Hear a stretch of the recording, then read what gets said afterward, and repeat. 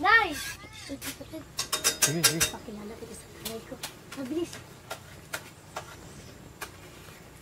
Naku namang bata ka. Namalengke lang ako sandali nang wala ka na. Saan ka ba nagpunta? Kanina pa ko tayo nahanap. Sino po nagpunta sa tumanan, nanguha ng mais?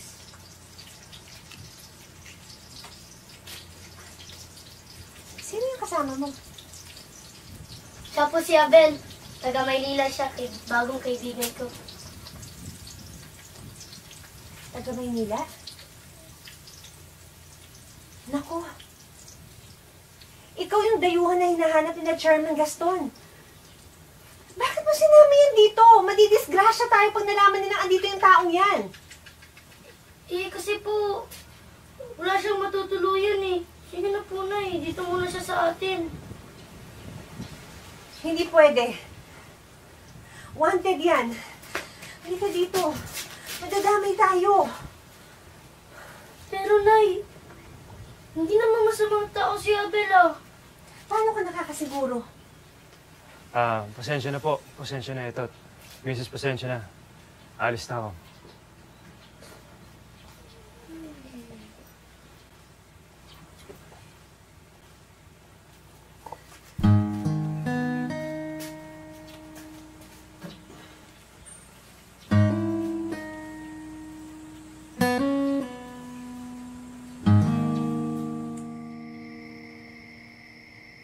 Abel, huliin mo lahat yung mga alagad ni El Diablo.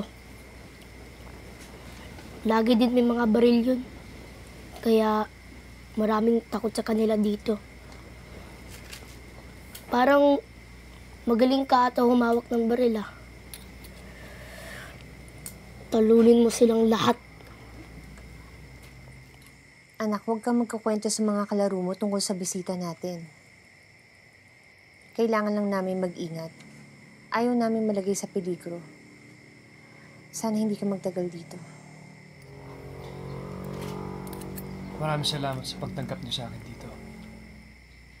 Salamat.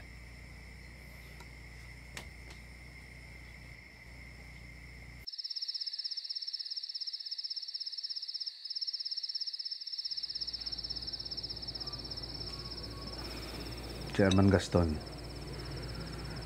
palpak itong mga tanod mo. Nalusutan tayo ng isang dayuhan. Huwag ka mag-alala, Boss Diablo. Nagkamali ng lugar na pinasukan ng dayuhan na yun. Para siyang sumuga sa apoy. Hindi na siya makakalabas ng buhay sa teritoryo mo. Kilala niyo naman ako magtrabaho, di ba? Pag maayos ang gawa, sinusuklian ko ng malaki. Pero pag palpak, tingga ang binibigay ko.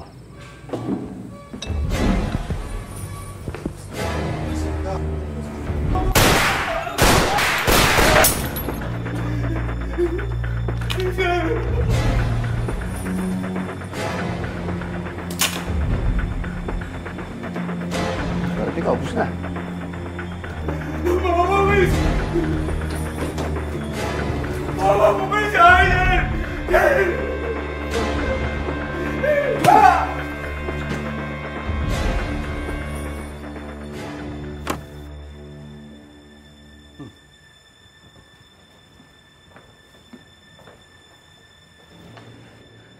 Kain tayo.